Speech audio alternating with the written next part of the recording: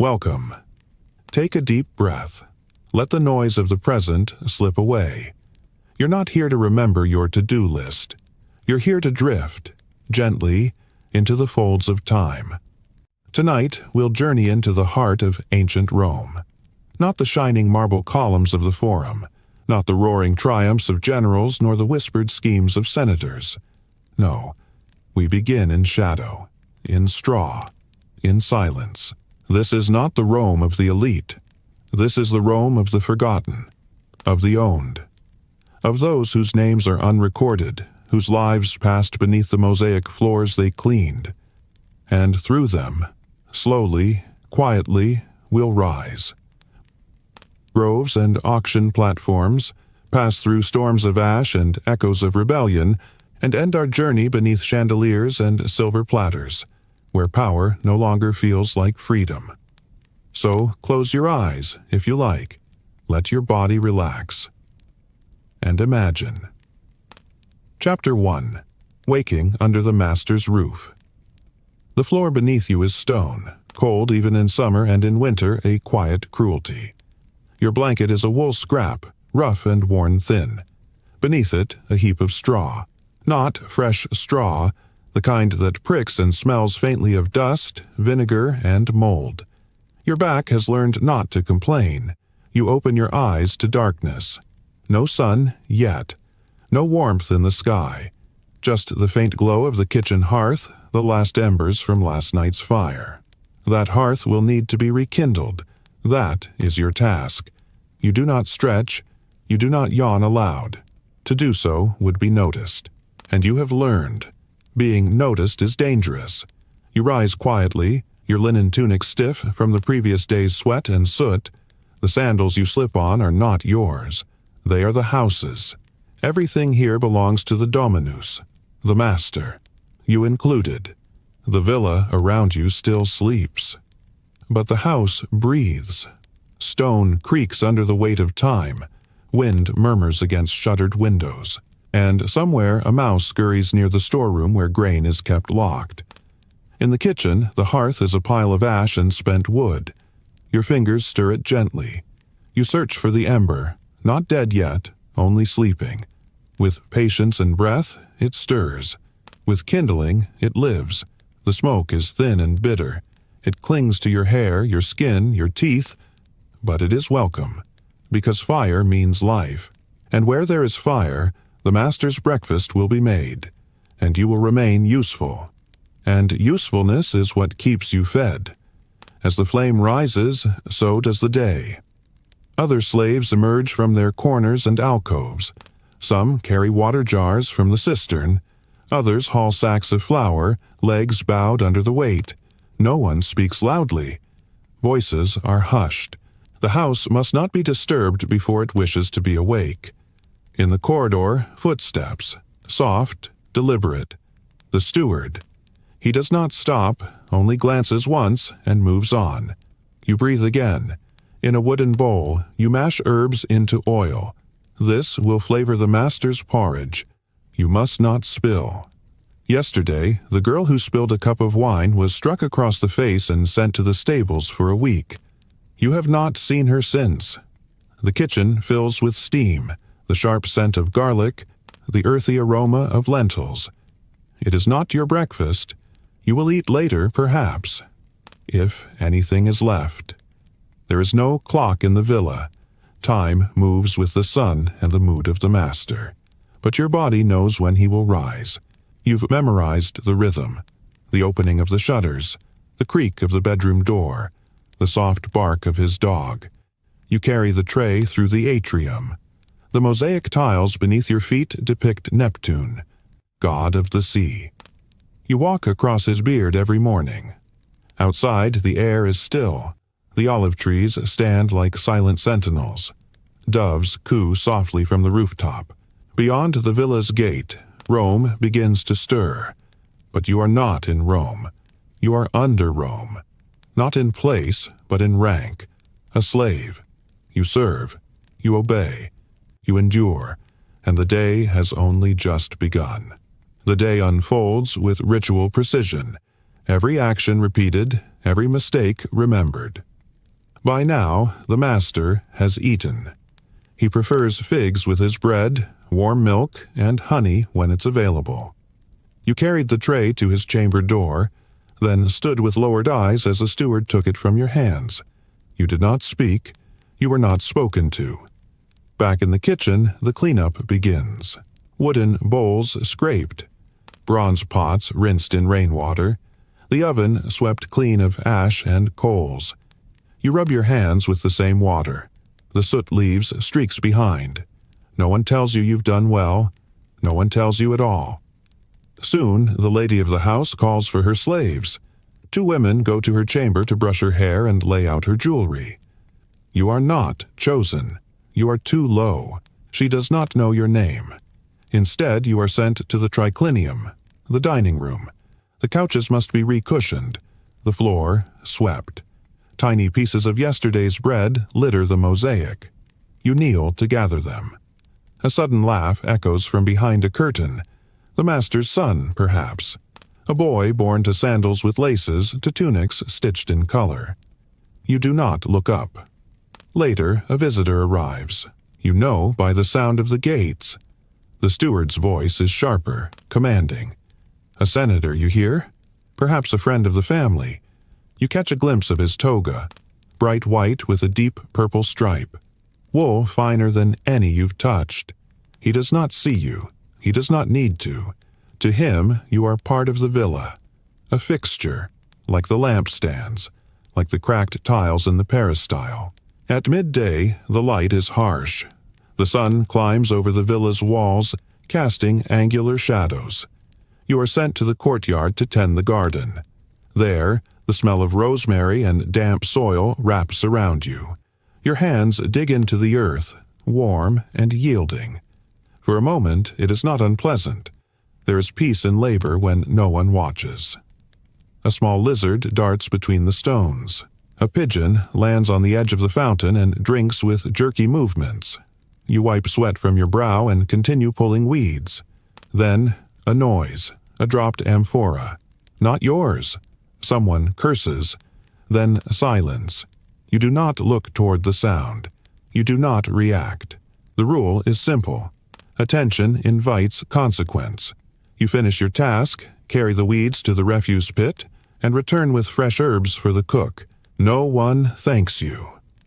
The cook sniffs the bunch, nods faintly, and returns to stirring lentils. In the afternoon, your back aches from lifting firewood.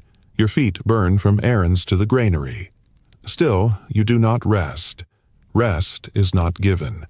Rest is taken in glances and shadows, in the stolen seconds between tasks. A girl near your age walks past with a basket of cloth. You do not know her name either.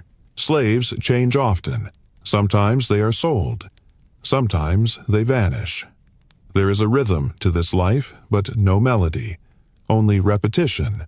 Only survival. As the sun dips lower, the master's household prepares for the evening meal. The oil lamps are lit, one by one, carefully. Their flames flicker, casting warm glows on plaster walls painted with scenes of gods and monsters. You prefer the shadows. Dinner is served. You do not eat. You wait, quietly, just beyond the curtain, in case you are called. You listen to the laughter, to the clink of silver, to the occasional raised voice, and you listen to the sound of your own breath, steady and quiet.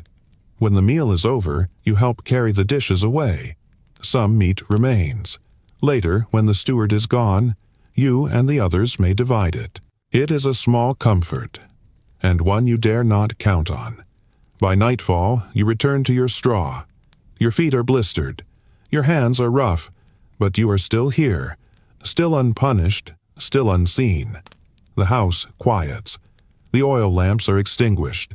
The atrium settles into darkness again, and on your back, staring at the ceiling beams above, you breathe the air of vinegar, oil, and sweat. The same air you breathed this morning. The same you will breathe tomorrow. Because here, under the master's roof, you are not a name. You are function, and function sleeps lightly. Chapter 2. Olive groves and bent backs. The air smells of dust and morning. You stand in a field just beyond the villa, bare hills stretching in all directions, dotted with olive trees that twist like sleeping giants. Their leaves shimmer faintly, silver undersides catching the early sun. The light is pale, not yet hot, but you know it will come, and with it, sweat. You were led here by cart at dawn, jostled between sacks of grain and the legs of other slaves. The journey was short, but the day will be long. This is the estate's grove, far enough from Rome that the masters rarely come. Only stewards and overseers visit here, and they do not smile. You begin by pruning. The trees are old, with branches low and heavy. Some bear fruit already. Small, hard olives not yet ripe. Others must be trimmed so that light can reach the inner limbs. You hold a curved knife, dulled by many hands. It bites into bark with effort. The rhythm is steady. Cut, drop, cut, pull. A branch falls. A pile grows. You tie them in bundles with rough twine. Around you, the other workers move in silence. There is no chatter in the grove. Only the hum of insects, the creak of baskets, and the rustling of branches. And always, always the gaze of the overseer. He does not speak unless needed. A whistle hangs from his belt. He uses it instead of words. Once, earlier in the year, you saw him use a staff. Not on you. Not that day. But the sound stayed with you. Your tunic sticks to your back before the sun has reached its peak. You pause only briefly to wipe your brow with the edge of your sleeve. Your hands are stained green from sap. The soil here is loose, dry. Your sandals fill with pebbles. You do not remove them. There is no time. By mid-morning, you are sent to collect olives. The riper trees are shaken, gently but firmly. Baskets are placed beneath the limbs. You climb the lower branches, careful not to snap them. Your feet leave smudges on bark. Your breath comes short and shallow. Each olive drops with a soft thud. Some roll beyond reach. You scramble to catch them before they disappear into the dust. A boy working beside you sneezes. The overseer looks up. The boy says nothing, just wipes his nose and returns to picking. You count nothing. No one counts what you harvest, only what is missed. When the baskets are full, they are lifted, one at a time, onto a cart.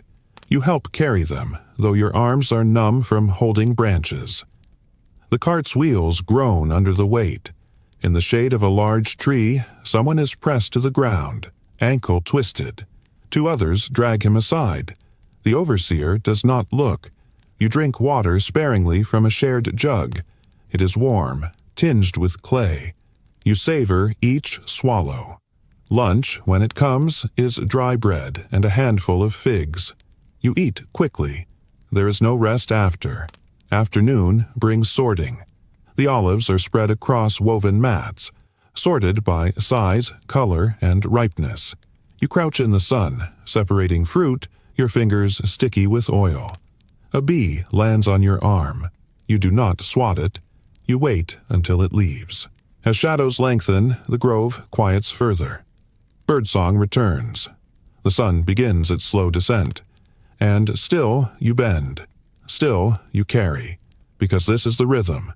The bending, the lifting, the sweat, the sun, the silence. Tomorrow will be the same. And the day after. Until the season ends. Or you do. The sun lowers now, casting long amber shadows through the trees. The olive leaves shimmer gold against the fading sky, and the grove exhales, quiet, tired, and warm with the scent of bruised fruit and dry earth. You are still working. The baskets are no longer light. Your back pulls with every step. One of the older slaves beside you walks slower now, dragging his left leg. No one offers to help. Not because they don't care, but because they are tired too, and there is no strength left to spare. A steward arrives by horse, his face shaded by a wide-brimmed hat. He carries a wax tablet and a stylus. Not to praise, not to encourage. He records weights, counts full sacks, ignores the workers, but you watch him from the corner of your eye, just in case. He marks a name, not yours. You do not exist on his list. You are part of the harvest, not the record. The evening wind begins to stir. It carries the smell of crushed olives and trampled grass, of wool, sweat, and faint manure from the distant mules. The air cools slightly, and your skin tightens where salt clings to it. When the cart is full, you help load the last sacks. They are stacked carefully, covered in cloth, and roped tight. The mules are restless, hooves shifting on the stones, their ears twitching at the sound of approaching insects. The animals are better fed than you, better counted too. Before you leave the grove, you kneel beside the irrigation ditch and rinse your hands. The water is muddy, slow-moving, and warm. Still, it removes the oil from your palms, the bits of leaf, the sting of sap. You do not speak on the walk back. None of you do. The road winds through low hills and fig trees, past broken walls and grazing sheep. Somewhere, a flute plays from a distant farmstead. You wonder, briefly, who plays it. A child? A servant? A free man? The music fades as you return to the villa. The gate creaks open. The cart rolls through. Inside, oil lamps are already lit. The air smells of cooked lentils and fish. You are not done. Your bundle of sticks must be stacked by the kitchen. You must clean your sandals. You must refill the water jugs from the cistern. The overseer checks your shoulders for signs of idleness. Later, you are allowed a piece of bread. Dry, but real. You eat slowly. The others sit in a circle, quietly chewing. One of them hums, a song from a region far to the east. You don't understand the words, but you recognize the feeling, the longing, the rhythm, the lullaby meant for someone long gone. A beetle crawls across your knee. You do not brush it away. The stars appear, first a few, then many. They seem brighter here, away from the smoke of the city. You tilt your head back to see them. The sky feels endless, yet so far from reach. A woman beside you says nothing but shifts closer, not to speak, just to sit near warmth. And for a moment, there is stillness. This is what night brings in the olive grove.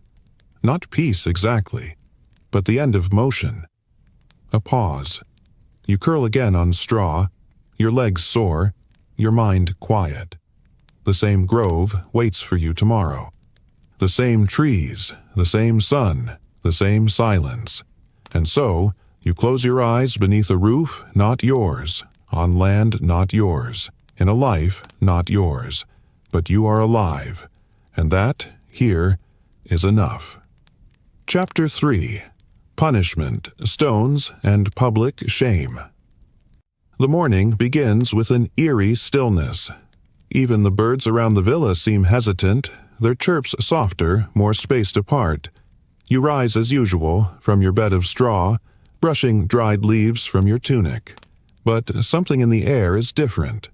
A tension, thick as unspoken words. You smell it before you see it. Smoke, faint and sharp, curling up from the courtyard. Not the gentle hearth smoke of bread ovens, but scorched olive wood. Clean burning, meant to draw attention. You're sent out early, not to the kitchens, not to the grove, but to sweep the villa's central courtyard. A curious task. This space is usually tended by others, and it is not dusty. Then you see it, the punishment post. A simple wooden beam, weathered by years of sun, stained in places where blood once dried and washed away. At its base, a heavy stone, the kind that can't be moved easily. It has no decorative use. It is only there to weigh the feet of the one being bound.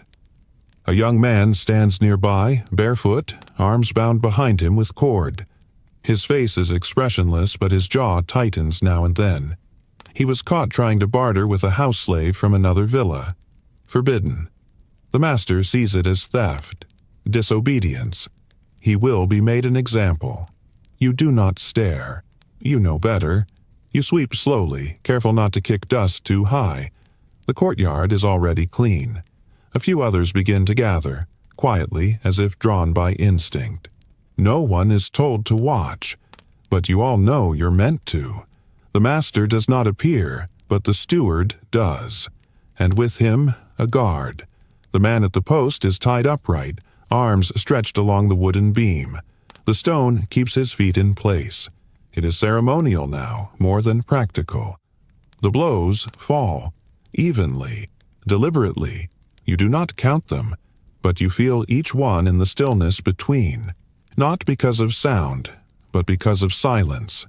No cries, just the thud of leather on skin, and then the exhale of onlookers trying not to show they are watching. The punishment is not death, but it will linger. The man is unbound. He collapses gently, as if folding himself into the earth. Two others lift him. He does not speak, and no one asks him to. You are dismissed without words. Back in the villa, the rhythms resume. Firewood to stack, a basin to fill, a tunic to scrub. But the air is heavier now. The memory of punishment lingers like a mist in the corners of every corridor. No one says anything, yet every movement is sharper, more precise. No spilled oil, no dropped spoon, no lateness. You pass the courtyard later. The stone remains. The beam is damp. A bird pecks at the ground near it, as if unaware of what passed there hours ago. You wonder, is the man still here? Did they move him? Will you see him again? You return to your work. At midday, the cook drops a clay bowl. It cracks, not shattered, but enough to be noticed. She pales. No punishment follows, but you all feel the tightening. Even kindness is edged with fear today. In the storeroom, you stack amphorae, each one heavier than it looks. If dropped, the oil will ruin the floor, and the floor will be remembered longer than your back. So you grip carefully. You breathe slowly. You endure, because the punishment is not just the lashes. It is the watching, the knowing, the silence that follows. Chapter 3. Punishment, Stones, and Public Shame. As the sun tilts westward, the villa settles into a quieter rhythm, but not a peaceful one. There's a strange kind of stillness after punishment, a watchful pause that stretches across rooms and courtyards as if the very walls are listening. You carry a folded cloth through the peristyle, the inner courtyard where the master walks in the evenings. He isn't here now, but his absence is never comforting. It is possibility. The air is warm, trapped between stone columns. The trickling fountain echoes louder than usual. It's shaped like a lion's head, water spilling from its mouth in a slow, rhythmic stream. You focus on that sound. Let it carry you past the ache in your arms. On the far side of the villa, a group of new slaves is being led in, fresh from the market, dust on their sandals, eyes darting. You recognize that look. They are weighed, catalogued, assigned. One boy cannot be more than 10. He watches everything, lips pressed tight. He reminds you of someone. Your brother, maybe, or yourself. The steward makes a note on a wax tablet. The boy is taken away. The others are told the rules, not in cruelty, but with cold efficiency. No speaking unless spoken to. No eating until dismissed. No leaving quarters after sundown. And, above all, no disobedience. You return to the storeroom. There, rows of olive oil jars line the wall. You clean the stone floor with a rag dipped in vinegar water. It stings your fingers, but masks the smell of rot in the corners. At one point, a spider crawls from beneath a sack of lentils. You let it pass. When the steward returns, you lower your eyes. He checks your work, doesn't speak. That is good. Later, you hear muffled sobs from the far wing. A girl crying. Quietly. You do not go to her. You do not ask what happened. Not because you don't care, but because you cannot afford to. Care, in this place, is a luxury. You carry your own burden first. Evening arrives, slow and golden. The household gathers in order. The master sits beneath the painted ceiling of the triclinium. He laughs with a guest, an equestrian with a graying beard and gold ring. Their food is rich, scented with herbs you've never touched. You serve quietly. Offer wine. Do not spill. Do not linger. The punished slave is not present. You do not ask where he is. After the meal, you clean the floor beneath the couch. A sliver of meat lies untouched. You take it gently and tuck it into your cloth for later. Outside, the lamps are lit, each one a small flickering orb, bouncing off marble and bronze. You walk slowly past them, your shadow long on the wall. The night air carries the scent of crushed mint and burnt lamp oil. A guard yawns at the gate. A dog barks somewhere down the road. You return to the slave quarters. The others are already curling into their corners, backs to the wall, eyes closed or staring. No one speaks of what happened today. They never do. But it lingers in their shoulders, in the way they shift on the straw, in the dreams that come later, and the silence that greets the next dawn. You lie down, staring at the same beam overhead. It creaks with age. You've memorized every crack in its surface, and you wonder, how many more punishments will be handed down before your name is called? How many more stones must weigh other feet before yours? And how long? Can you stay invisible? The night holds no answers, only breath and sleep when it finally comes without comfort. Chapter 4. The Market and the Auction Platform. Long before you scrubbed the atrium floor, long before you learned to listen for footsteps in the hall or to avoid a master ES gaze, there was the market. You remember it in pieces, a place of voices, of hot air and restless animals, of smells both sweet and foul, fresh bread mingled with the sweat of unwashed crowds and the sharp stink of iron. You were brought there in a cart, shackled with others, not cruelly but plainly, like goods prepared for trade. The chains were not heavy, but they were loud. The slave market lay just outside the center of Rome, close enough for wealthy buyers to reach by litter, far enough to keep the noise from senators' ears. It was not hidden. It was business. The stalls were open air, shaded by cloth awnings, rows of cages for those deemed unruly, benches for buyers, a raised wooden platform in the center, smooth from feet, cracked from sun. You stood on that platform once, naked, hands behind your back, a tag tied around your neck listing your age, your origin, your strengths, not your name, just what you could do. A man poked your ribs. Another pressed your jaw, inspected your teeth. They talked about you as if you were not there. You were not. They asked about your health. The trader answered. You looked at the sky while they spoke, not because it was beautiful, but because it was the only thing that didn't stare back. You remember the others too. A girl beside you, barely walking age, clinging to a cloth doll. An older man who spoke no Latin, muttering to himself, eyes wild.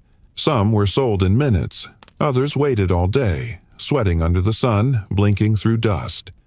The auctioneer's voice was rhythmic, steady, not harsh, just loud. Strong back, good with animals, trained in field work, bids open at... You couldn't hear the rest, only the crowd murmuring. The first bid always came slow. Then another, each one a nail sealing your future. You were bought for more than some, less than others. The man who bought you wore a blue tunic. His hair was oiled. His sandals were clean. He didn't look at you when he handed over the payment. The trader nodded, cut the cord around your ankles, and gave him your tag. You walked behind your new master. No words were exchanged. A litter passed by, curtains drawn tight. A child peeked out, saw you, and laughed. You remember wondering, was this the worst day of your life, or just the beginning? The market stayed behind you, but its echoes followed. Even now, sweeping floors and carrying jugs in the quiet of the villa, you sometimes feel the sun of that platform on your skin. You hear the murmurs, you taste the dust, and you remember what it means to be chosen, not for who you are, but for what you can do. The road from the market to the villa was long. You walked most of it, your hands unbound now, but your future narrowed to a single direction. The man who purchased you said little. His servant walked ahead, carrying a ledger and a satchel of coins now lighter by your worth. You passed statues along the roadside, gods with blank eyes, chipped toes, moss on their robes. They looked down on you, unmoved. In the fields, other slaves worked among vines and stones. No one looked up. When you arrived at the villa gates, the steward was waiting. He didn't ask your name. He asked your weight, your strength, your age. Then he gave you a number. A small wax tablet bore it, and that number followed you. Carved onto tools, scratched onto a bunk post, mentioned in the kitchens when someone asked, "Who broke the jug?" You were not beaten on your first day. You were not welcomed either. The cook gave you a bowl of lentils. The others told you where to sleep. And the next morning, the rhythm began. Since then, the market has become a memory. Not a place you revisit, but one that revisits you.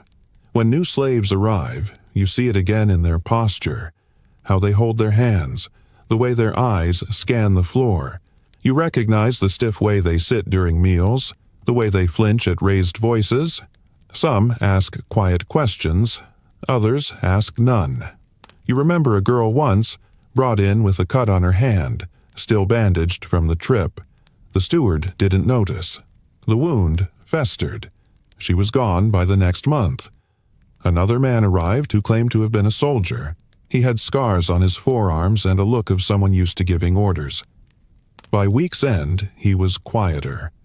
He learned how to kneel. The market takes different shapes.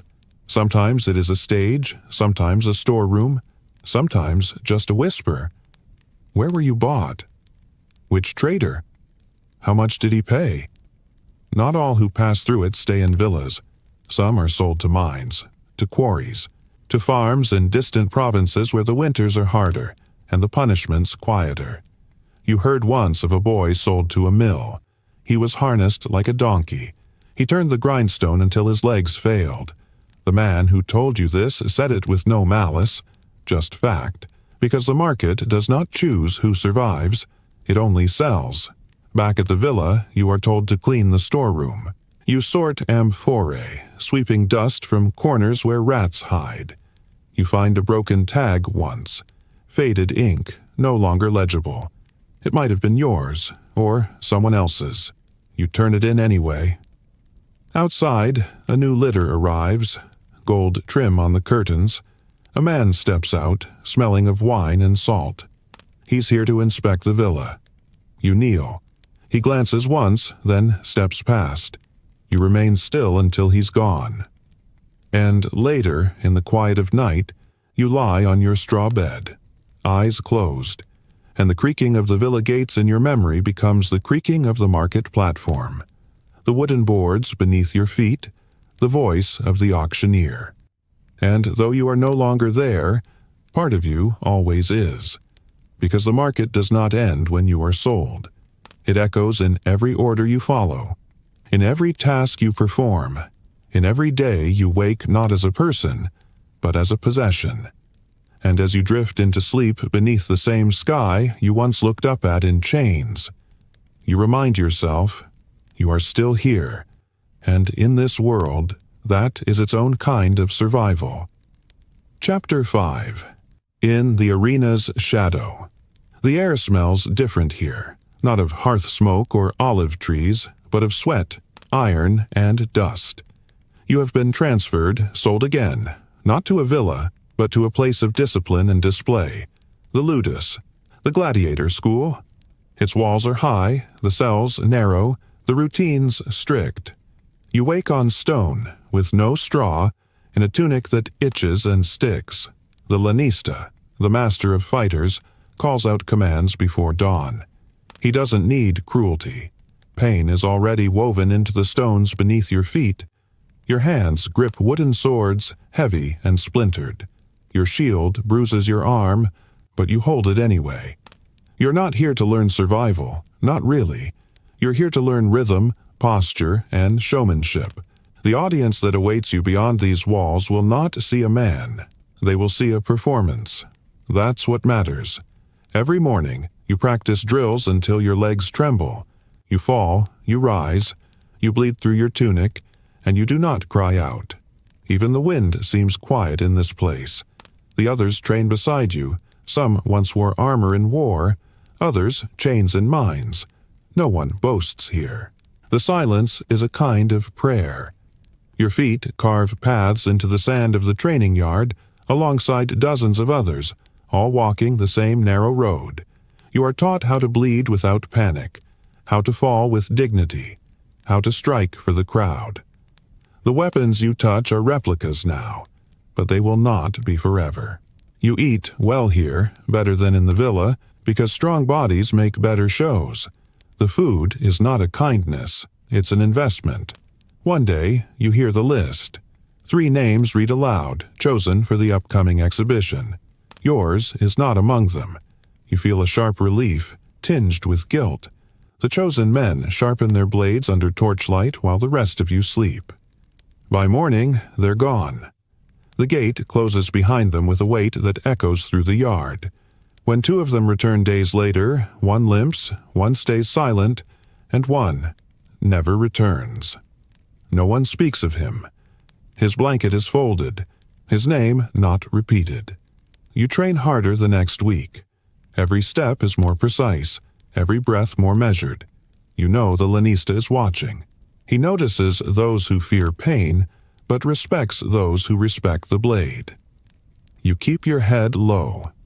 One night, while sweeping sand in the empty yard, you find a tiny olive pit in the corner.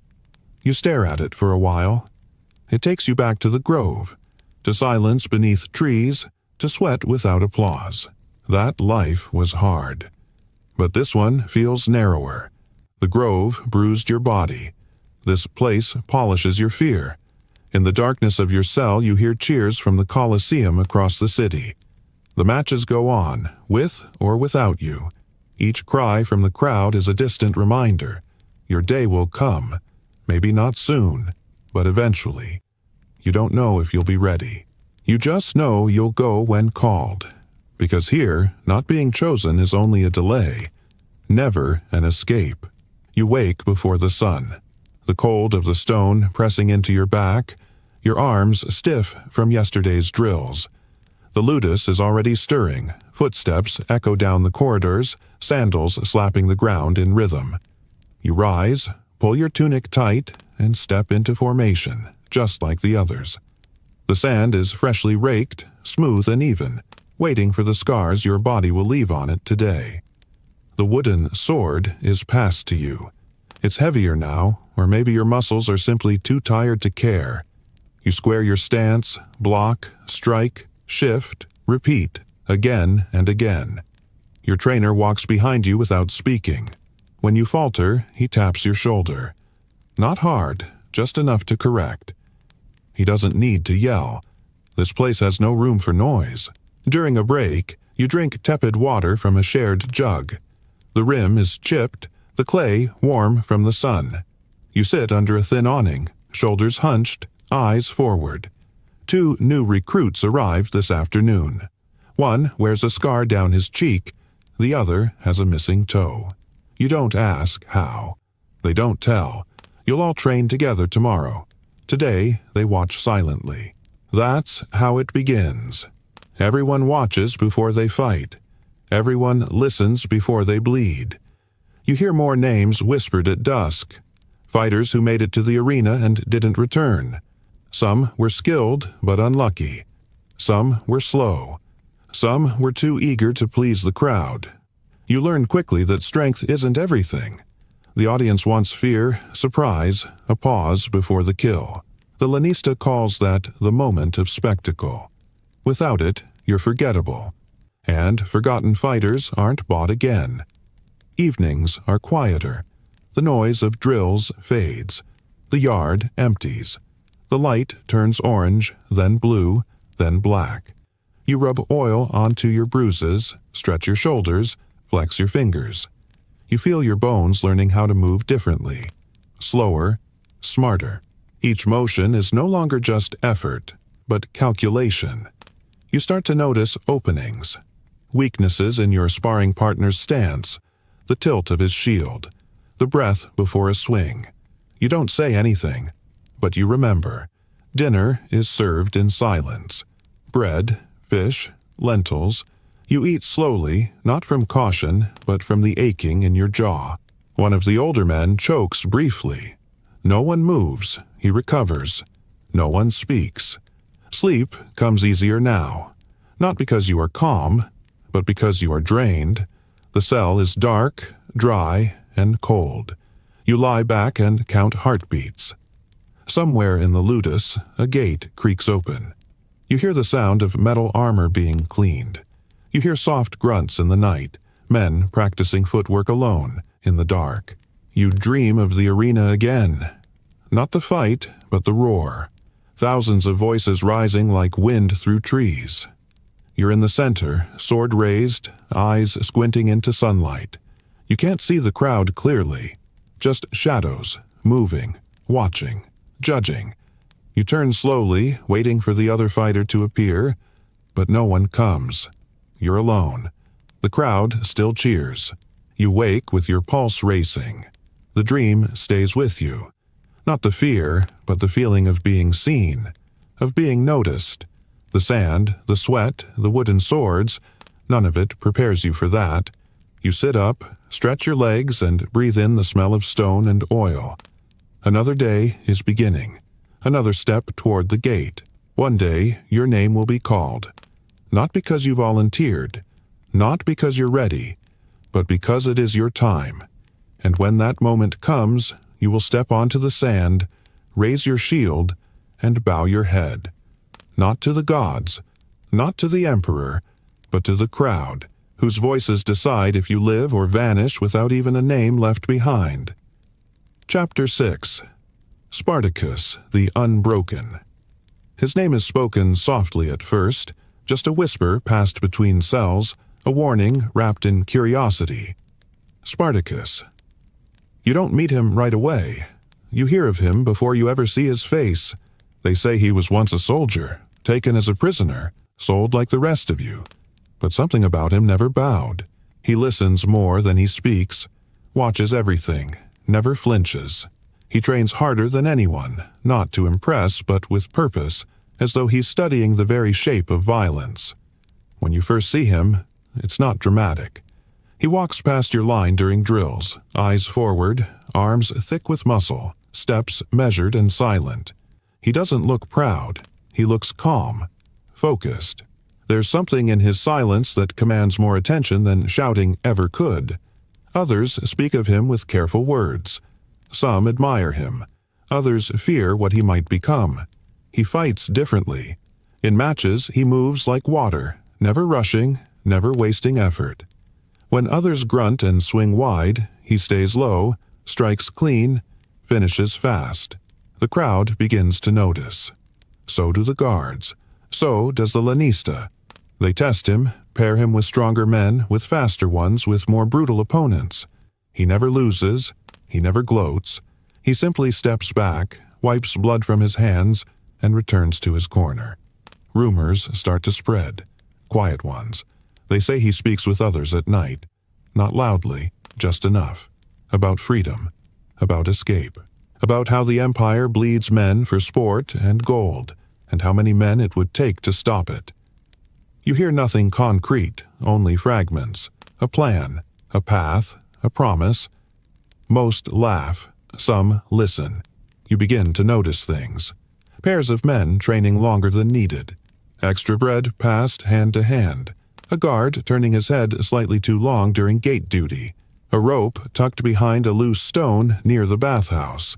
It's nothing, until it isn't. One night, there's a scuffle. Not a fight, a distraction. 2 guards dragged away by noise in the storage room. Spartacus is gone. So are 12 others. The cells are checked. The tools counted. The lanista screams for the first time. But it's too late. They're outside the walls, into the hills, beyond the reach of torchlight. You do not sleep that night. No one does.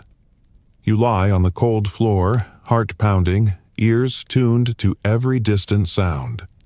A part of you fears what will come. Another part burns with a question you can't silence. Why didn't I go? In the morning, the air is tight. No drills, no weapons, just silence. The guards double in number. Food is delayed. The gates are locked. But everyone is thinking the same thing. He's gone. And they don't know where he'll strike next. Spartacus has vanished into the countryside. But he left something behind. Not a weapon, not a message, a feeling. That the walls are not as strong as they seem. That the empire can be bruised. That even here beneath stone and chain there is a crack, and from it something has begun to grow. The days after his escape stretch longer than usual. Drills resume, but they feel hollow. The lanista shouts more now. The guards patrol in pairs. The meals are smaller. Trust has been shaken. Even the sand in the training yard seems unsettled. You train harder, but with one ear turned always to the gate, waiting for news. And it comes. First as whispers, then as fear. Spartacus hasn't disappeared. He's grown. Not alone, but with a band of fugitives. Some say 50. Others say hundreds. Freed slaves, deserters, farmers with sharpened tools, men who've had enough. They move fast, avoiding main roads, raiding supply wagons, freeing others like you along the way. They don't seek Rome directly. Not yet. They bleed it from the edges. Word spreads in fragments. A patrol overrun near Capua. A villa burned. A senator's estate looted. His slaves choosing freedom over silence. You hear of captured weapons, of Roman troops sent to scatter them, only to return fewer than they left. Spartacus does not vanish. He resists. And for the first time, Rome listens. In the ludus, the changes are subtle. New locks on the cells, heavier chains for travel, training schedules rearranged. The fear in the air isn't just about escape anymore. It's about what an escaped man can become. You watch the guards differently now. Some are nervous, some are crueler, most avoid eye contact. They know what you know. That order is a performance, and Spartacus has shown the audience how it ends. You speak to others in whispers now. Not about revolt, just about possibilities. What if? What then? Could it happen here? You never finish the questions aloud, but they hang in the corners of every conversation. The feeling he left behind hasn't gone. It's taken root. One day, a man arrives from the city. Not a guard, not a buyer. A Roman officer wearing red trim and sharp eyes. He walks the halls of the ludus, inspecting. He asks for names. He takes none. But when he leaves, 2 slaves are taken with him. No one knows why. Their beds remain empty. That night, you sit awake, watching the moonlight creep across the cell floor. You wonder where Spartacus is now. In a cave? A stolen camp? Marching through vineyards with a sword in hand? Does he still train? Does he sleep as little as you? You remember his silence, the way he walked without fear. You wonder what it feels like to move without permission. Soon, the stories say, Rome will send legions. Real ones. Not guards, not hired swords, but formations in armor, shields that move like walls. They will crush him, they say. End it all before winter, but you listen closely, and nowhere do they say he is afraid. You close your eyes. The cold of the stone under your cheek is familiar now, but your thoughts are somewhere else, climbing hills, ducking into tree lines, breathing air that isn't owned by anyone. The ludus fades, and for a moment you're free too, just for a breath, just until morning. Chapter 7. The Road of Crosses. The revolt grows louder, not with noise, but with absence. More slaves vanish, villas burn in the hills, grain convoys go missing. Spartacus moves like smoke, appearing, striking, retreating before the legions can catch their breath. For months, the Roman army chases him, but each pursuit ends in silence or loss. He becomes not just a rebel, but a story, a warning. In the ludus, no one speaks his name aloud anymore, but his presence lingers in every chain, in every tightened grip, in every night watch doubled without comment. Then, one morning, everything changes. You wake to the sound of footsteps, heavy and unhurried. The gates are opened, you're lined up. Not for drills, for relocation, a new ludus? No explanation is given. The guards say nothing. You're shackled in groups of 4, marched out through the city gate, past the market, past the temples. The streets are too quiet. Romans do not cheer. They do not look at you. They avoid your eyes. That silence is heavier than any insult. Soon, the city falls behind. Dust rises from the road. The sun sits high. The shackles rub your wrists raw. And then you see it. The first cross. It stands just off the road, crooked but tall. A body is nailed to it, slack and still, skin pale beneath dried blood. You look away, but the next one waits only a few steps ahead, and the next, and the next. You lose count by 20. The Appian Way stretches south, and for every few paces another cross, another body, some fresh, some rotting, some just bones and cloth. None are buried, none are honored. This is not punishment. This is message. The guards say nothing. They keep you walking, the line of prisoners moving like a slow, silent serpent beneath the Roman sun. A few slaves cry softly. Most just lower their heads. You try not to look, but the air is thick with what has been done. These are the remnants of the rebellion. Spartacus is gone. Defeated, they say. Crushed by Roman discipline and steel. You do not know where his body is, but you know where his men are. They line the road for miles. One man beside you whispers, "They made the survivors build the crosses before they died." You don't answer. You don't want to know if it's true, but you believe it. You walk until your feet blister, until your breath is shallow, until your thoughts are numb. The sun begins to set, casting long shadows across the dead. The crosses look taller now, etched in gold light, as if mocking the idea of peace. That night, you sleep in a roadside pen. No straw, just dirt. Your shackles stay on. The guards eat apart from you. The moon rises pale, and somewhere nearby, an owl calls out once. You think of Spartacus, of the fire he lit, and how Rome answered with wood and nails. You close your eyes. You don't dream. You just drift. And all along the road, the silence watches. Morning comes slowly, gray and thick with dew. Your tunic is damp, the shackles cold against your skin. No one speaks as you rise. You hear the sound of iron rings clinking with every movement, a quiet, steady rhythm of captivity. The guards give no commands. They simply begin walking. You follow. The crosses resume within minutes, standing tall along the road, still in shadow, their burden unchanged. You try not to look, but it's impossible. They surround you. One cross has a small cloth tied to it, fluttering in the breeze. A tribute, maybe, or defiance. No one touches it.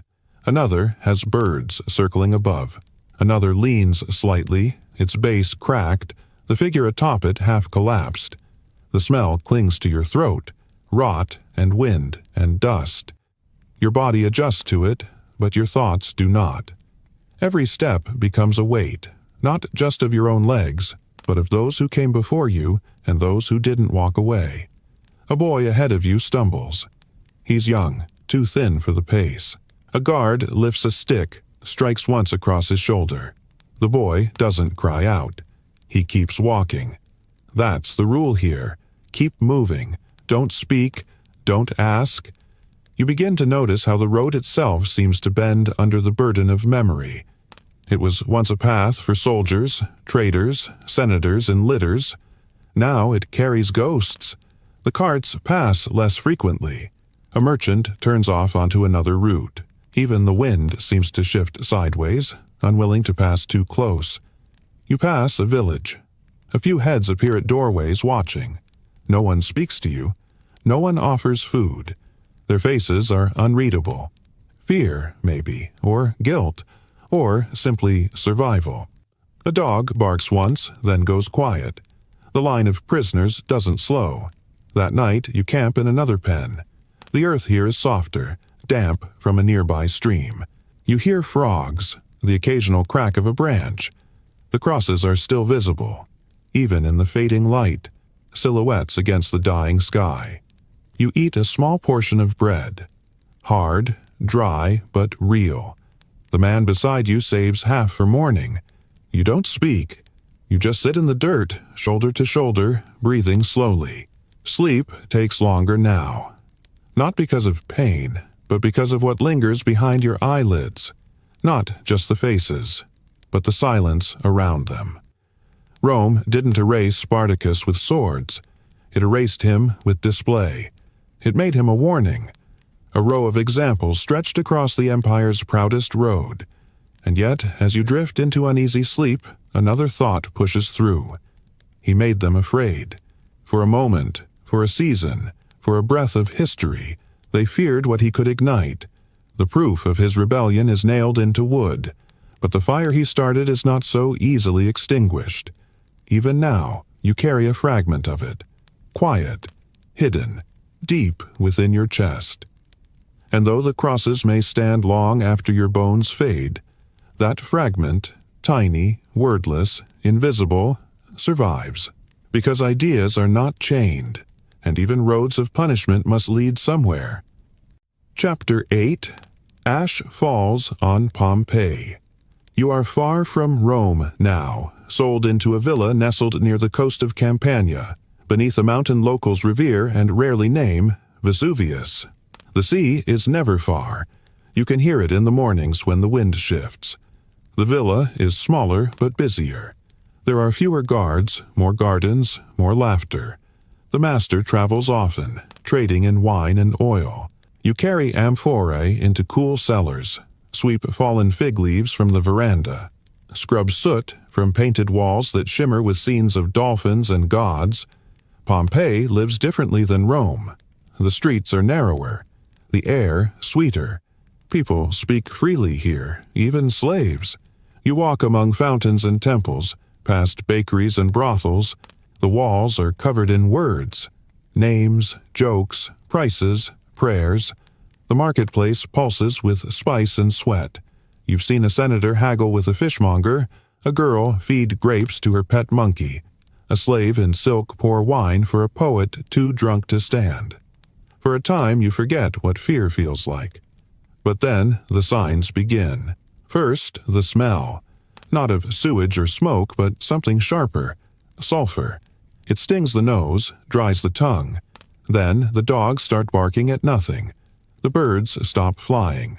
The well water turns cloudy. You watch the cooks hesitate before drawing it.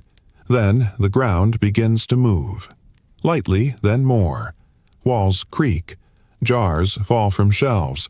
You feel it beneath your feet, a soft shiver in the stone. One morning, the sky darkens though the sun has just risen. Over the mountain a cloud forms, tall, narrow at the base, wide at the top. It grows by the minute, curling like smoke from a giant torch. The master says it's just thunder, but it doesn't move like thunder. It stands still, brooding. People stop in the street, pointing. Some laugh, some cross themselves. The baker still opens. The baths still steam. But the city feels different. Ash begins to fall. At first, just dust, easy to wipe from the marble. Then more, coating the ground, the rooftops, your hair. You sweep it twice, 3 times, and still it comes. You cover your face with cloth. Your skin itches. Your throat burns. The light turns copper, then dim, then gray. You are told to shut the shutters, to stay indoors, but ash seeps in anyway. By noon, the air is heavy. By afternoon, it is choking. The sky turns black. Lamps are lit early. Horses scream in their stalls. A girl drops a pitcher and doesn't pick it up. You are sent to the storage room to carry baskets of dried meat, to stack jars of water. Someone whispers that the mountain is angry. Another says the gods are punishing Pompeii for its sins. The ground shakes again, stronger this time. A vase falls from a table and shatters. The walls of the kitchen crack. Plaster drops like snow. You are told to stay calm, but the steward is pale. Someone begins to cry. You look out the narrow window and see the town vanishing into ash. The rooftops, once bright red, are fading to gray. You see a man run down the street carrying nothing but a chicken. Another carries a painting. A woman kneels beside a well, praying. Then the wind shifts and everything vanishes behind a curtain of smoke. You are ordered below, to the cellar. You carry a lamp and a bundle of linens. The others are already there.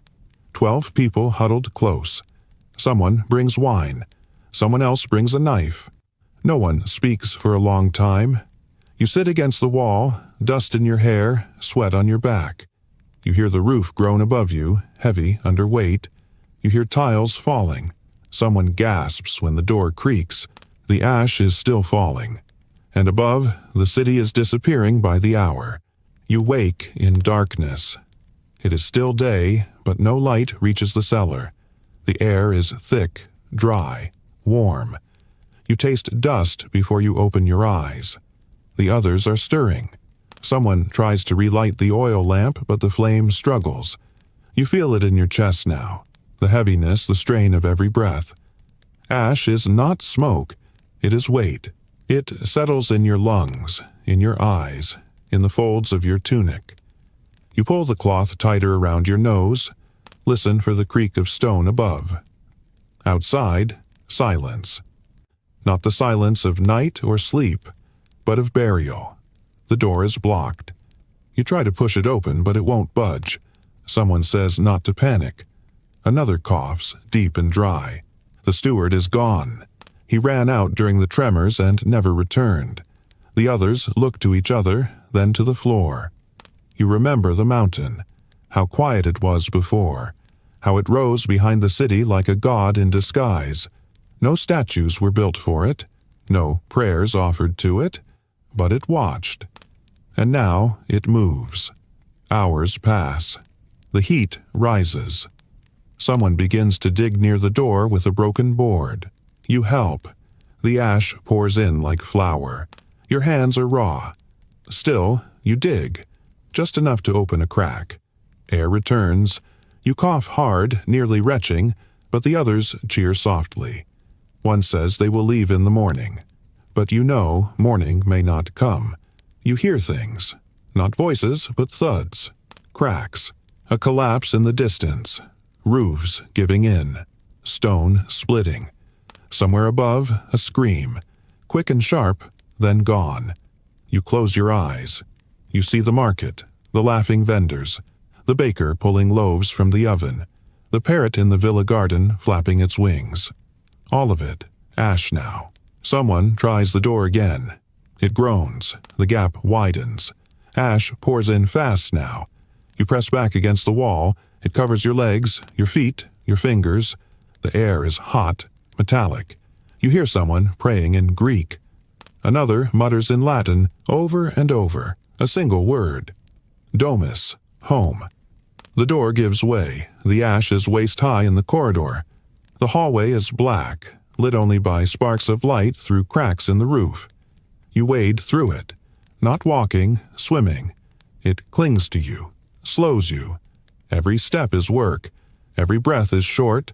The villa is unrecognizable. Statues fallen. Paintings erased. The fountain dry, buried to its lip. The atrium roof has caved in. You step over a beam, touch a pillar still warm. The dog is there, curled in a corner, stiff and still, its nose covered in ash. You step into the street. The city is gone. The shops are buried. The temples half swallowed. The air is black above. The cloud still towers over you. Lightning flashes inside it, silent and pale. You do not know where to run. North? East? Toward the sea? But the sea has pulled back. The shoreline emptied. The bay eerily quiet. Others stumble through the ruins, covered in gray, coughing, some carrying children, others dragging sacks. Some fall. Some stop walking altogether. You do not know their names, but you move past them. You do not stop. To stop is to be buried. You find the edge of the town near the gate. A wooden cart is overturned, half covered. You use it to climb a wall, scrape your knees, feel the cuts sting. You keep going. You do not look back. You do not speak. By dusk, the mountain roars again, louder than before. The sky goes orange, then red. The ground trembles under your feet. You fall, rise, fall again. In the distance, towers of fire push upward. You do not wait to watch. You move. You breathe. You survive. And Pompeii, loud and full of life, disappears behind you. Not in war, not in conquest, but in silence. A city frozen in its final breath. Chapter 9. The Ghosts in the Walls. Years pass. The world moves on. Emperors rise and fall. Wars begin and end. Roads are built. Cities expand. But Pompeii remains still, sealed beneath ash and silence. People speak of it rarely. A few say it was cursed, punished by the gods, swallowed in fire. Others forget it existed at all. And beneath that blanket of stone and dust, a city sleeps. You are not in chains anymore. Not quite free, but older now, quieter. You work near Naples, hauling stone for builders, sweeping marble for merchants. You hear rumors. Men digging a well south of the coast strike something hard. Not rock, something else. Painted walls, a tiled floor, a human form turned to stone. The news spreads slowly, then faster. Scholars arrive. Officials, curious men in cloaks and sandals. They bring tools, parchment, oil lamps. They begin to clear the ash, to uncover what the mountain buried. Brick by brick they find Pompeii, preserved like a body frozen in ice. Its colors faded, but still breathing. Its rooms untouched since that final hour. You go there one day, sent to help clear debris from a collapsed corridor. You walk the ancient streets in silence, dust clinging to your boots. Everything is still. Doors frozen mid-swing, tables with cups still resting on them, coins in bowls, bread hardened in ovens. A statue of Venus stands in a garden, headless, vines curling around her ankles. You feel as if you've stepped into a moment that never ended. In one house, they uncover a fresco. Two lovers reclining on a couch, their eyes locked in eternal pause. In another, a wall scratched with graffiti, childish and obscene. A drawing of a man with a donkey's head. You run your fingers across the letters. They're still sharp. Deeper inside, skeletons, curled in corners, clutching each other, some alone. One with a ring still on her finger. Another with a collar still around his neck. You don't look away. You've seen collars before. You've worn them. The ash did not rot them. It preserved them. The city was not destroyed. It was captured, trapped between breath and silence. Every home becomes a message. Every room a memory. And the ghosts speak, not loudly, not with words, but through the things they left behind. A child's toy, wooden and split. A glass bottle tipped over near a bath. A door halfway closed. You feel their weight not as horror, but as recognition. These people lived as you live. Worked, waited, feared, hoped, and then stopped. Not in violence, in stillness.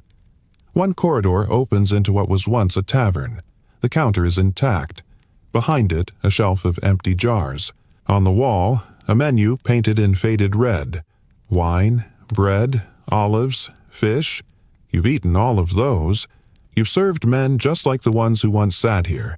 You imagine them laughing, leaning back, unaware they'd be dust by dusk. Another room reveals a mural. Bright birds, trees, a stream, all framed by gold paint. The colors glow where the light hits. You pause there longer than usual. It feels familiar. Not because you've seen it before, but because you've longed for places like it. Green places, peaceful places, where no one shouts and no one owns you.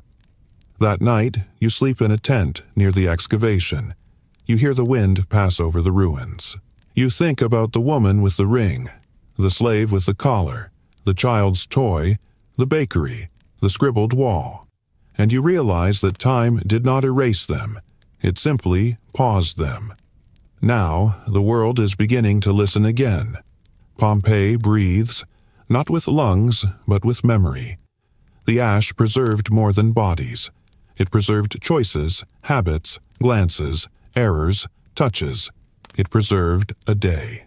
And from that day, the voices rise again, not to scream, not to mourn, but to remind. Even under stone, people are never entirely lost. In the days that follow, you return again and again to the city of ash. You are paid to carry buckets, to clear rubble, to support the men who dig with tools made for finer hands. But you move slower, with care. This is not just labor now. It is something more. A quiet reverence settles over everything. Each corner of Pompeii reveals another truth, another memory sealed in dust. One afternoon, a room is opened beneath a collapsed roof. Inside, a table with cups still set. 3 figures lie nearby, their bones locked in a final moment. You do not speak. The scholars examine the placement, the posture, the objects they held. You simply sweep around their feet, eyes lowered. A coin lies near one skeleton's hand. No one takes it. Further down, they uncover a stable, the frame of a wooden cart. The remains of a horse, its head bowed, caught mid-motion. Ash had filled its lungs, but the body stayed. A man beside it, slumped, holding rope. You imagine the sound, the sudden roar, the blinding cloud, the final breath before stillness. You help carry tiles from a collapsed bathhouse. There, on the wall, a mosaic of sea creatures, blue and green and gold. Dolphins chasing fish. An octopus curling around coral. The water long gone, but the art still bright. You wonder who bathed here. A merchant, a senator, a slave allowed a single hour of rest. Whoever they were, they stood barefoot here once, just as you do now, watching those same dolphins swim across the wall. Another room holds writing, charcoal scrawled on plaster. A name, a debt, a crude drawing of 2 figures kissing, nothing grand, just daily life, the kind no one remembers until it's caught forever. One man reads the words aloud. You hear laughter in the voices of the past, not sorrow. Even as their city died, they joked, they flirted, they lived. Then, in a smaller house, they find a collar, iron, ornate, with an inscription carved into the band. A name, a phrase. I belong to Felix. Hold me if I flee. The collar is lifted carefully. You step back. The metal has rusted, but the message remains. You stare at it, not with fear, but with a strange kind of stillness. That inscription was not written for the dead. It was written for the living. For you. For every hand that ever bore a mark of ownership. You walk alone after work, along the ancient roads cleared of ash. The paving stones are uneven, worn smooth in places by footsteps long gone. You touch the walls as you pass. Some are carved with prayers, others with curses. A few still bear color, ochre red, sea blue, faded green.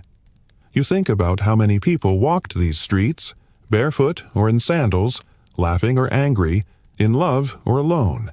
Pompeii was not built for emperors, it was built for life. At the edge of town, where the ash is still deeper, you find what was once a garden. A tree has grown up through the ruin, its roots tangled in brick. Flowers bloom between fallen walls. Time has returned, slowly, softly. You sit beneath the tree, close your eyes and hear no voices, but feel their presence in the warm wind. That night, the scholars gather by torchlight, debating what to do with the uncovered rooms. Some say they should seal them again.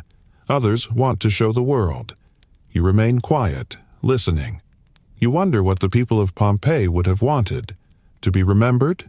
To be left alone? You sleep in the ruins again, near the fresco of the lovers.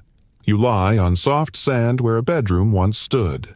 You dream of kitchens filled with laughter, of fountains that still pour, of streets not filled with ash, but with footsteps and music.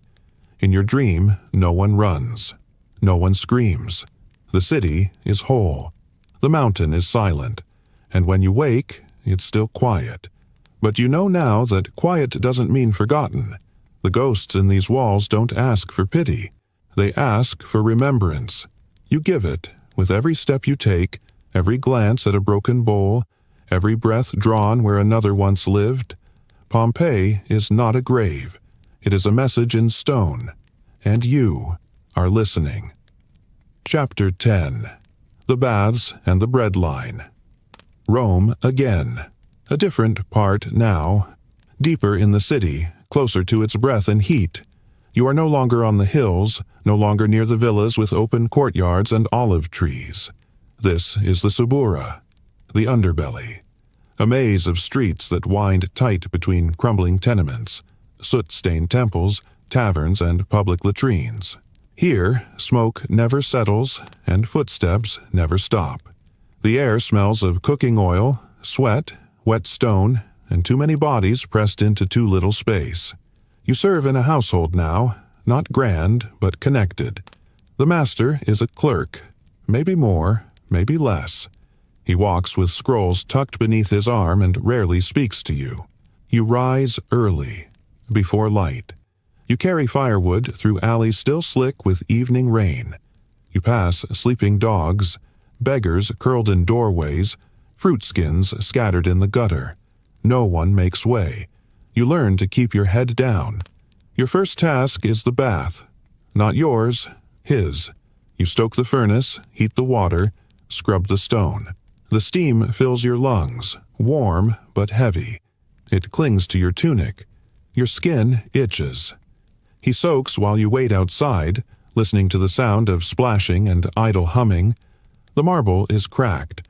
The oil is cheap. But it is still more than you will ever have for yourself. After the bath, the errands begin. Bread from the line. A jar of wine. News from the forum. You move quickly. Slowly means trouble. You take a token and wait in the queue for grain. A long, quiet procession of slaves, widows, old men with dull eyes. The line curves around the bakery and past the butcher's stall. The air is thick with ash and yeast. You hold your token tight. Once a man tried to steal one. He vanished by dusk. The bread is rough, hard at the edges, sometimes warm. You take what you're given. No one complains. You carry it back, wrapped in a cloth, and pass by the fountain in the square. Children bathe there. One splashes you by accident. The mother pulls him back. She does not apologize. In the afternoon, you are sent to the baths again, this time the public ones. Not to wash, to carry a message. The thermi are vast, crowded, echoing with laughter, argument, dripping water, and the clank of sandals on wet tile. Mosaics line the floors, faded but still brilliant. Neptune, horses, nymphs. You walk past pools where men lounge and steam. Women whisper behind thin curtains, and slaves scrub their masters' backs with rough cloths. You do not linger. You deliver your message and leave. But you remember the smell. Eucalyptus, sweat, oil, limestone. You remember the way light poured through the high windows, golden and soft, catching steam in long beams that looked almost holy. You wonder what it feels like to lie back in warm water without fear. You may never know. Evening approaches. The streets change. Fires are lit in grates. Vendors shout. Drunk men stumble. You hurry home, avoiding shadows. The city grows louder but colder. Smoke rises from 1,000 windows. The Subura glows. Not with wealth, but with survival. Laughter mixes with coughing. The smell of fish gives way to burning wood. You arrive back to find another task. Sweep the threshold, wipe the table, tend to the coals. Your hands are raw, your back bent, your stomach tight. But you say nothing. You finish your work. You eat your meal, if there is one. Lentils. Onion. A strip of salted meat, if you're lucky. You curl in the servants' room, shared, cold, smelling of wax and damp walls. Outside, the city still moves. Rome never sleeps. Not fully, not here. You stare at the ceiling, cracked and flickering with lamplight, and you know that tomorrow there will be more firewood, more steam, more bread lines, more errands, more silence. But you are still breathing, and that here is enough. The city doesn't grow quieter as night deepens. It grows stranger. The Subura changes shape after sundown. The corners darken. Voices lower. Candles flicker behind shuttered windows. On the rooftops, shadows move. Cats, lovers, thieves. You rise again after only a few hours of sleep. A guest has arrived late, and the master wants wine poured. You carry the amphora with both hands, careful not to let it slosh. The floor is slick near the entryway, polished stone wet from sandals. The guest does not look at you. He waves a ring-heavy hand. You pour, bow, withdraw. Back in the kitchen, coals are dying. You poke them with iron tongs, breathing smoke, eyes watering. A mouse scurries under the grain sack. No one cares. The household sleeps again. But you can't. Not yet. The master's cloak must be brushed. The floor must be wiped of muddy footprints. Only when all is still, and only when everything has been placed just as it was before, only then can you lie down. Morning returns too soon. You feel it before you see it, in the chill that enters through the cracks in the wall. You rise with a grunt, your joints slow, your muscles reluctant. You stretch quietly. You do not yawn aloud. The others are still sleeping, huddled in wool blankets. You leave the room, light the hall lamp, and begin again. The city outside is wet. Rain has fallen in the night. The gutters gurgle. You step over puddles, your sandals soaking through. Your tunic clings to your legs. The bakery is already open. Steam clouds the windows. The smell of yeast and burnt crust fills the air. You take your place in the bread line once more. The same faces, the same silence. One man sneezes. No one moves. When you return, the master is not yet awake. You wait near the door. The steward appears. He nods at your package, says nothing else. You place it in the storeroom and begin sweeping the corridor. Your arms ache, but you move carefully. There's a small crack in the tile near the threshold. You avoid it. You've been scolded before for scuffing it. Later that day, you are sent to collect oil from the market. The forum is loud with voices. Not angry, just fast. Traders shouting prices, soldiers laughing, someone preaching from a box, voice raised to the gods. You don't stop. You keep your head low. You hold the pouch of coins in one hand, the list of goods in the other. You recite it in your head again and again. Oil, beans, barley, fish. You've memorized every step it takes to buy them and bring them home without delay. A senator's litter passes by, carried by 4 men. The curtains are drawn, but a jeweled hand peeks out. Coins are tossed to children. You are not a child. You get nothing. You return with your bundle and unload it carefully. The cook inspects the fish. She nods. You are dismissed. You scrub the pots, carry the waste to the alley, chase off a dog sniffing the scraps. When it growls, you do not flinch. You've faced worse. Evening again. More oil to heat. More sandals to clean. You listen as the master hosts another dinner. Laughter, goblets clinking, a song played softly on a small lyre. You are not invited, but you hear everything. The door stays cracked so you may respond if called. You wait near it, silent, invisible, a shadow behind the curtain. When the last plate is cleared, when the wine stains are wiped from the table, when the guests have gone, you return to your corner. The servants' room smells of ash, cloth, old food. You lie down. You think of nothing. you do not dream. Rome breathes through every crack in the wall, through every voice in the market, through every coin you do not hold. It is alive, vast, powerful. But down here, in this narrow street, you are part of it only as long as you can walk, carry, serve, bow, lift, obey. Tomorrow it begins again. You know the order, you know the rules, you know your place.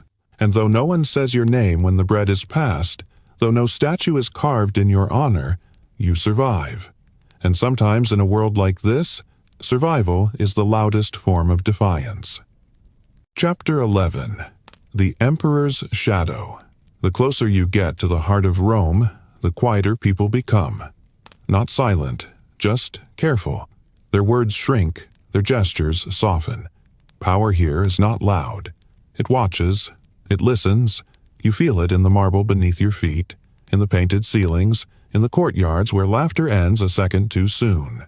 The emperor lives nearby, and everything nearby bends toward him. You now serve in a house that touches that world. One wall away, one rank removed. Your master is a functionary in the imperial palace, not noble by birth, but useful. You clean his rooms, press his robes, fetch messages from men in sandals you are never allowed to name. Some carry scrolls sealed in red wax. Others wear daggers, but no armor. You do not speak to them. You step aside, bow your head, and breathe slowly until they pass. Domitian is emperor now. You have never seen him, but you've seen his image, on statues, on coins, in mosaics set into the very floor you scrub. His face is calm, symmetrical, framed by a crown of laurel. But the eyes are always the same, cold, sharp, watching. They say he sees everything, that his spies are everywhere, that walls carry words to him while men still speak them. No one laughs too loudly, no one jokes in public, even senators step carefully. At dinner, your master and his guests discuss wine, weather, the games. Never politics, never policy, not in the open. One day, you polish a bronze bust of the emperor in the atrium. His face reflects back at you, warped by the curve of the metal. You look down quickly. You feel watched, even when alone. You've heard stories, names scratched from records, men vanishing after banquets, letters burned before being opened. You know better than to ask if they're true. You run errands to the Palatine Hill, carrying sealed scrolls through shaded archways and past quiet fountains. The guards at the palace gates don't check your name. They check your eyes. You keep them low. Inside, the walls are white, the stone smooth. You pass other slaves. Some nod. Some do not. There's a painting near one doorway, of Jupiter standing above the world, lightning in hand. Someone once told you Domitian had the same painted on his ceiling, that he called himself Dominus et Deus, Lord and God, that he made senators say it aloud. You don't know if it's true, but no one denies it either. At night, you prepare his cloak for the next day. The purple trim must lie flat. The clasp must shine. The wool must carry no lint, no thread out of place. You press it slowly, carefully. You check it twice. You check it again. The steward says nothing when he takes it from your hands, but you see the small nod. It is enough. The villa is quiet after dark. You hear whispers through the walls, muffled footsteps on stone.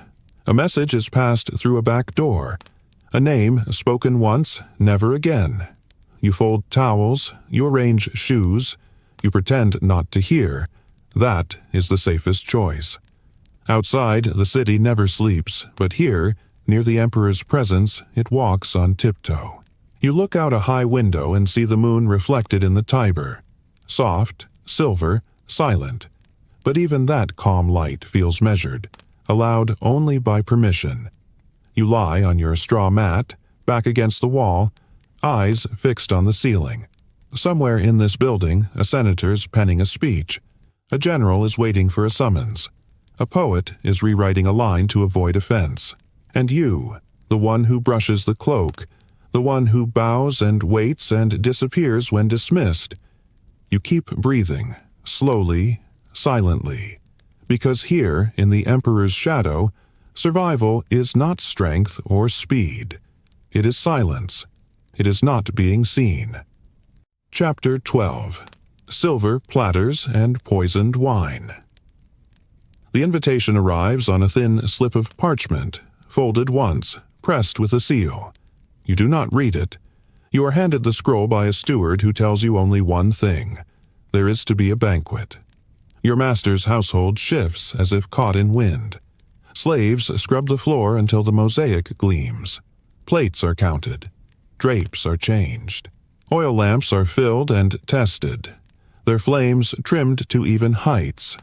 Every detail must pass inspection. Even the water in the fountain is replaced. Not for the guests, for the eyes that may be watching. You are assigned to serve near the outer room, one step removed from the table yet always in reach. You polish the silver platters. You prepare the wine jugs, one for every 5 guests, labeled discreetly with chalk symbols. You ask no questions about the markings. Some are old, some are new. You do not know which jug is meant for which hand. You are not supposed to. The guests arrive in silence like smoke. Senators, generals, poets who no longer write. You recognize faces from statues, from coins. You bow without speaking. Their togas brush past your knees. Perfume, sweat, and expensive wine mix in the air. The master greets them with a smile stretched tight across his face. He looks thinner tonight. The room is lit with golden lamps and flickering torches. Shadows move gently across painted walls, scenes of myths, of gods dining with mortals. The mural on the far wall shows Bacchus offering wine to a man who dares not drink. You wonder if anyone else notices that. The food is served in waves, olives stuffed with herbs, fish roasted with honey, dates soaked in wine. You carry plates, refill goblets, clear empty bowls. You step carefully, precisely, eyes always lowered. To spill would be to interrupt. To interrupt would be remembered. The conversation at the table flows like a river with hidden rocks. They speak of theater, of the races, of harvests in the provinces. But beneath each word is a caution. They nod before they speak. They pause after every sentence, watching to see how it lands. One man makes a joke about military spending. Another does not laugh. The room stiffens, then recovers. You pour wine into the goblet of a man with a gold ring shaped like an eagle. His hand trembles slightly. He holds the cup but does not drink. You see his eyes flick toward the steward, then back to his plate. He speaks again, louder than before, as if forcing the moment to move forward. It does. The next course is served. You step away. In the corner of the room, a musician plucks a soft tune on a lyre. No one listens. His song is a formality. Background, like you, like the heat from the braziers, like the smell of myrrh burning low in the corner. Then a guest coughs. Not once, repeatedly. He places a hand on the table. His goblet spills. Another man looks over. A servant approaches. The guest raises a hand. No help. He breathes again. He smiles. The room waits. Then he laughs and waves it off. The moment dissolves. The others laugh with him. But the silence beneath it has not lifted. You clear the spilled wine with a cloth. Your hand brushes the silver. The man who coughed doesn't look at you. You wonder if his wine had a mark. You wonder if it matters anymore. You continue to serve. The night drags onward. Dishes grow heavier, voices louder, jokes bolder. But the air is tight, held in the lungs of every man present. No one speaks of Domitian, but every toast is offered in his name. You watch their mouths as they say it. You notice which ones hesitate, and as you pass among them, invisible in the flickering candlelight, you carry not just food, not just drink, but the unspoken knowledge that anything can be poisoned. Wine, bread, words, even silence. The banquet stretches late into the night. The oil lamps dim and are trimmed again. The musicians change, unnoticed. The smell of roast meat fades into smoke and perfume. Platters are cleared, but not all plates are empty. Some guests have left food untouched. Some have left wine in their goblets. You notice which ones. No one speaks of who is absent. But there are spaces at the table where men used to sit. Their names are not spoken. Their chairs are used by others now. The room pretends not to remember. This is how Rome survives, by forgetting just enough to stay welcome. You carry a final round of fruit, figs dusted with honey, pears sliced in fans, almonds in tiny bowls of gold. The guests chew slowly, speaking less. One man leans on his elbow, his speech slurring at the edges. Another keeps glancing at the door, waiting, or perhaps watching for who leaves first. The master stands briefly to toast. His hand is steady, his voice measured. "To Rome," he says, and everyone raises their cups. You stand at the wall, motionless, watching how long each man takes to drink. A few sip immediately. A few merely wet their lips. One only touches the rim of the cup to his mouth, then sets it down, smiling, eyes on the table. The steward gives a slight nod. The evening is over. Servants begin clearing the room. You move quickly now. Plates, goblets, crumbs, cloth napkins damp with wine. Your back aches. Your fingers sting from hot metal. The bronze trays are heavy, the silver cold in your hands. But you do not drop anything. Not here. As you pass the doorway, a guest grabs your sleeve. Gently, but firmly. His breath smells of mint and wine. He whispers, "Is it always like this?" You do not answer. You are not meant to. You bow your head and walk on. The question remains in the air, unanswered, heavier than anything on the table. In the kitchen, the leftovers are portioned. Some are scraped into bowls for the house. Others, untouched dishes, are quietly wrapped and placed in a sealed container, for the guard or someone further up.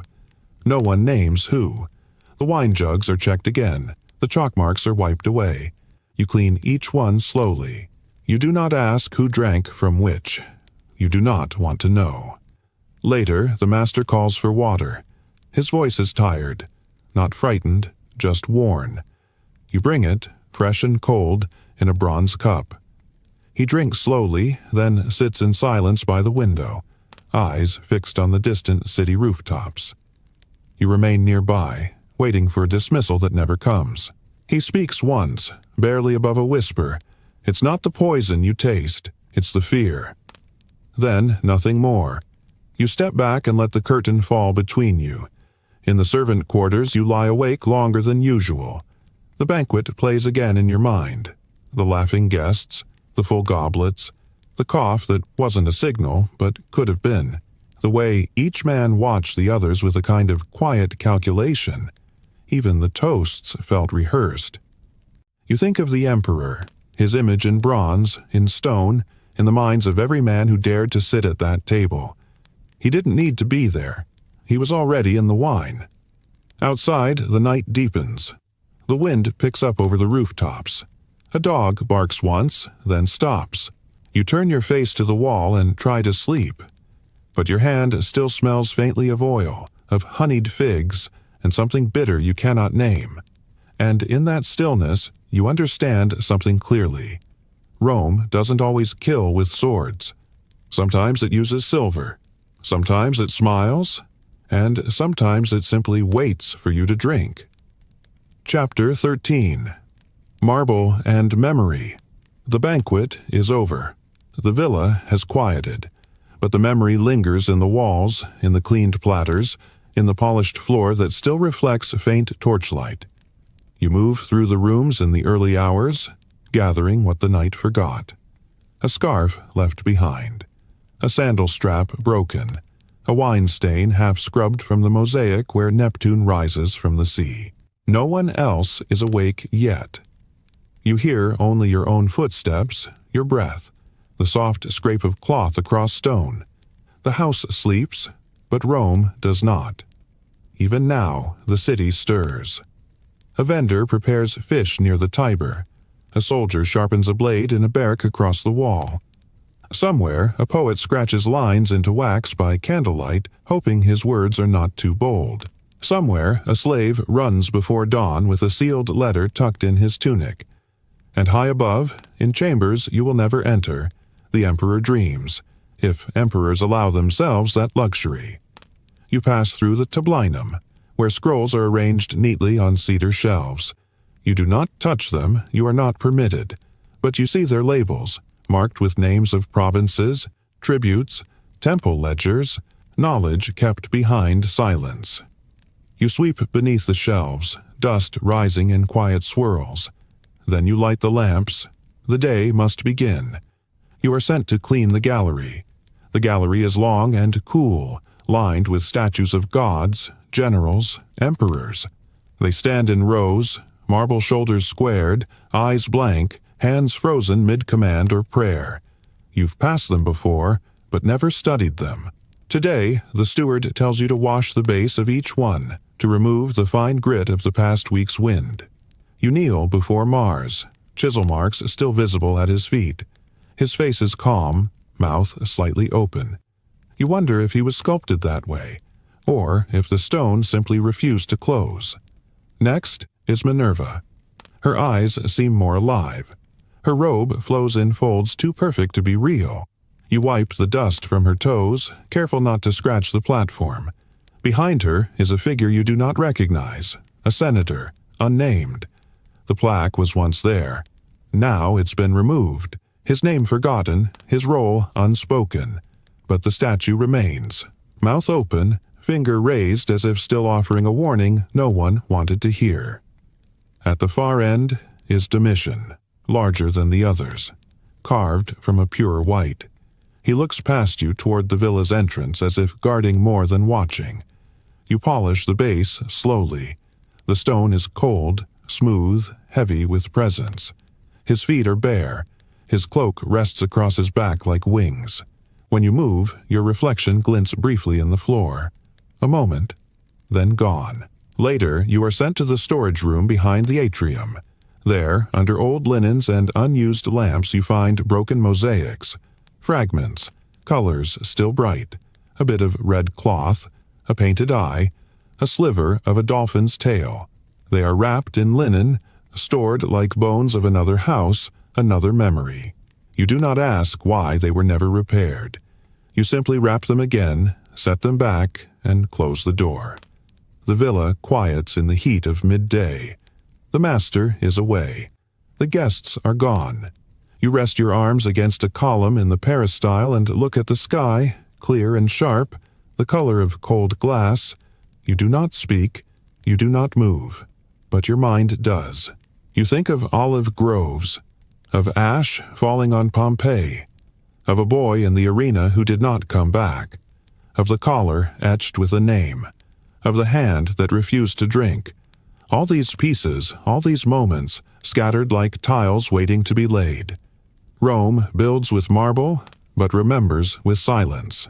And here, standing between statues who do not breathe, you begin to wonder, when they speak of Rome centuries from now, whose names will they remember, and whose names will be swept away with the morning dust? Chapter 11. The Emperor's Shadow. The closer you get to the heart of Rome, the quieter people become. Not silent, just careful. Their words shrink, their gestures soften. Power here is not loud. It watches, it listens. You feel it in the marble beneath your feet, in the painted ceilings, in the courtyards where laughter ends a second too soon. The emperor lives nearby, and everything nearby bends toward him. You now serve in a house that touches that world. One wall away, one rank removed. Your master is a functionary in the imperial palace, not noble by birth, but useful. You clean his rooms, press his robes, fetch messages from men in sandals you are never allowed to name. Some carry scrolls sealed in red wax. Others wear daggers, but no armor. You do not speak to them. You step aside, bow your head, and breathe slowly until they pass. Domitian is emperor now. You have never seen him, but you've seen his image, on statues, on coins, in mosaics set into the very floor you scrub. His face is calm, symmetrical, framed by a crown of laurel. But the eyes are always the same, cold, sharp, watching. They say he sees everything, that his spies are everywhere, that walls carry words to him while men still speak them. No one laughs too loudly, no one jokes in public, even senators step carefully. At dinner, your master and his guests discuss wine, weather, the games. Never politics, never policy, not in the open. One day, you polish a bronze bust of the emperor in the atrium. His face reflects back at you, warped by the curve of the metal. You look down quickly. You feel watched, even when alone. You've heard stories, names scratched from records, men vanishing after banquets, letters burned before being opened. You know better than to ask if they're true. You run errands to the Palatine Hill, carrying sealed scrolls through shaded archways and past quiet fountains. The guards at the palace gates don't check your name. They check your eyes. You keep them low. Inside, the walls are white, the stone smooth. You pass other slaves. Some nod. Some do not. There's a painting near one doorway of Jupiter standing above the world, lightning in hand. Someone once told you Domitian had the same painted on his ceiling, that he called himself Dominus et Deus, Lord and God, that he made senators say it aloud. You don't know if it's true, but no one denies it either. At night, you prepare his cloak for the next day. The purple trim must lie flat. The clasp must shine. The wool must carry no lint, no thread out of place. You press it slowly, carefully. You check it twice. You check it again. The steward says nothing when he takes it from your hands, but you see the small nod. It is enough. The villa is quiet after dark. You hear whispers through the walls, muffled footsteps on stone. A message is passed through a back door. A name spoken once, never again. You fold towels, you arrange shoes, you pretend not to hear. That is the safest choice. Outside, the city never sleeps, but here, near the emperor's presence, it walks on tiptoe. You look out a high window and see the moon reflected in the Tiber. Soft, silver, silent. But even that calm light feels measured, allowed only by permission. You lie on your straw mat, back against the wall, eyes fixed on the ceiling. Somewhere in this building, a senator's penning a speech. A general is waiting for a summons. A poet is rewriting a line to avoid offense. And you, the one who brushes the cloak, the one who bows and waits and disappears when dismissed, you keep breathing, slowly, silently, because here, in the emperor's shadow, survival is not strength or speed. It is silence. It is not being seen. Chapter 12. Silver Platters and Poisoned Wine. The invitation arrives on a thin slip of parchment, folded once, pressed with a seal. You do not read it. You are handed the scroll by a steward who tells you only one thing. There is to be a banquet. Your master's household shifts as if caught in wind. Slaves scrub the floor until the mosaic gleams. Plates are counted. Drapes are changed. Oil lamps are filled and tested, their flames trimmed to even heights. Every detail must pass inspection. Even the water in the fountain is replaced. Not for the guests, for the eyes that may be watching. You are assigned to serve near the outer room, one step removed from the table yet always in reach. You polish the silver platters. You prepare the wine jugs, one for every 5 guests, labeled discreetly with chalk symbols. You ask no questions about the markings. Some are old, some are new. You do not know which jug is meant for which hand. You are not supposed to. The guests arrive in silence like smoke. Senators, generals, poets who no longer write. You recognize faces from statues, from coins. You bow without speaking. Their togas brush past your knees. Perfume, sweat, and expensive wine mix in the air. The master greets them with a smile stretched tight across his face. He looks thinner tonight. The room is lit with golden lamps and flickering torches. Shadows move gently across painted walls, scenes of myths, of gods dining with mortals. The mural on the far wall shows Bacchus offering wine to a man who dares not drink. You wonder if anyone else notices that. The food is served in waves, olives stuffed with herbs, fish roasted with honey, dates soaked in wine. You carry plates, refill goblets, clear empty bowls. You step carefully, precisely, eyes always lowered. To spill would be to interrupt. To interrupt would be remembered. The conversation at the table flows like a river with hidden rocks. They speak of theater, of the races, of harvests in the provinces. But beneath each word is a caution.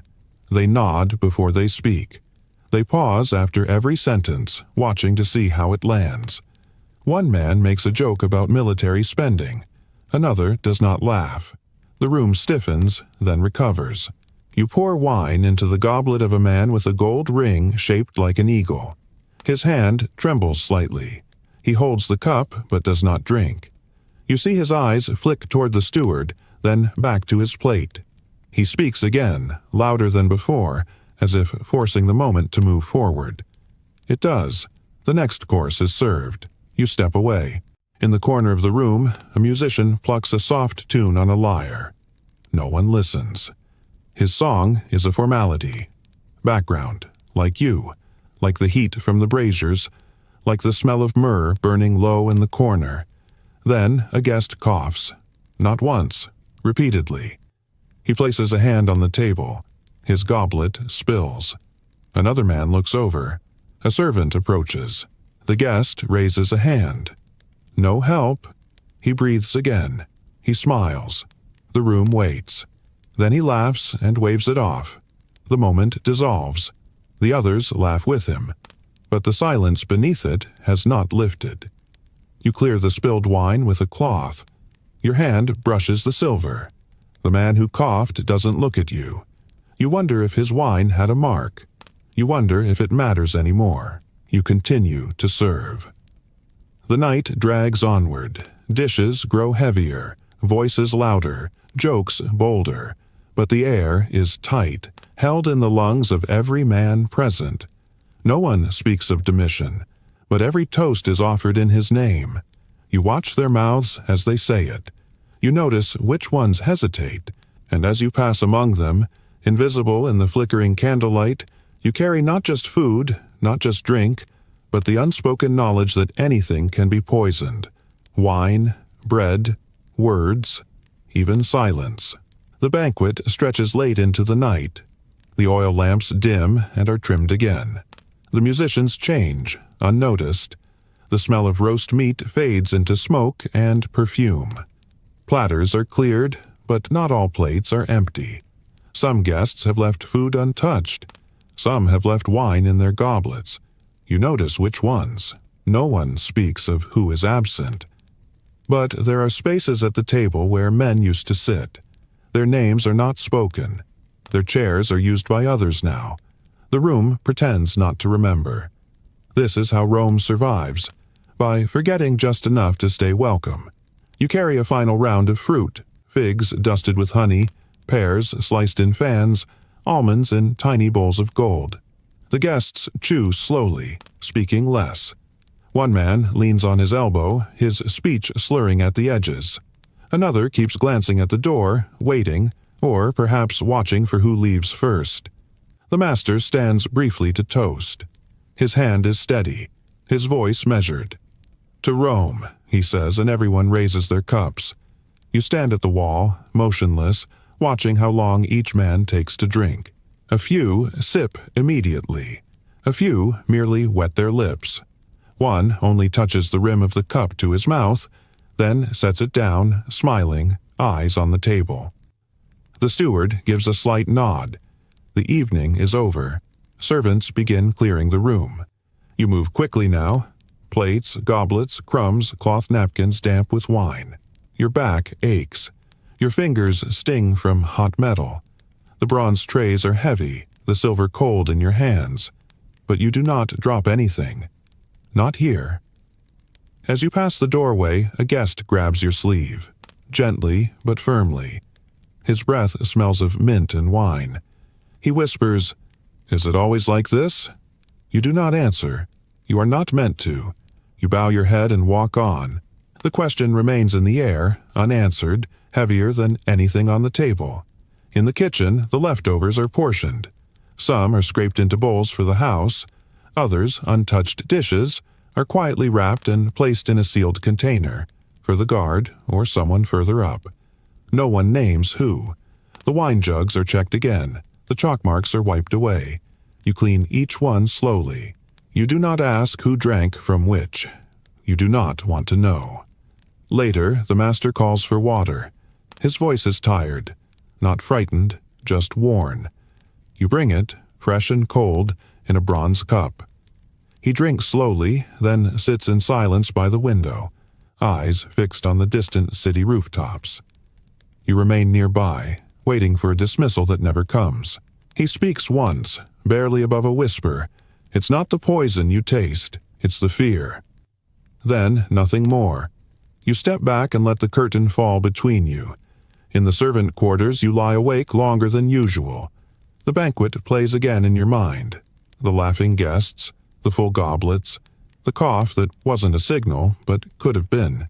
The way each man watched the others with a kind of quiet calculation. Even the toasts felt rehearsed.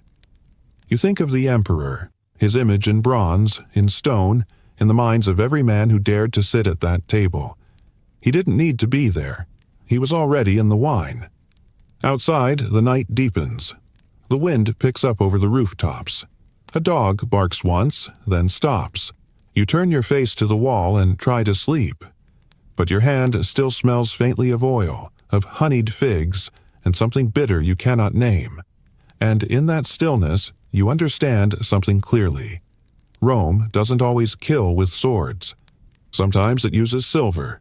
Sometimes it smiles. And sometimes it simply waits for you to drink. Chapter 13. Marble and Memory. The banquet is over. The villa has quieted. But the memory lingers in the walls, in the cleaned platters, in the polished floor that still reflects faint torchlight. You move through the rooms in the early hours, gathering what the night forgot. A scarf left behind. A sandal strap broken. A wine stain half scrubbed from the mosaic where Neptune rises from the sea. No one else is awake yet. You hear only your own footsteps, your breath, the soft scrape of cloth across stone. The house sleeps, but Rome does not. Even now, the city stirs. A vendor prepares fish near the Tiber. A soldier sharpens a blade in a barrack across the wall.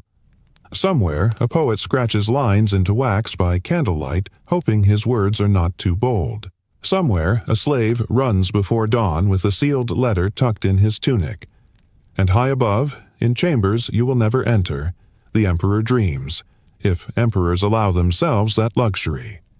You pass through the tablinum, where scrolls are arranged neatly on cedar shelves.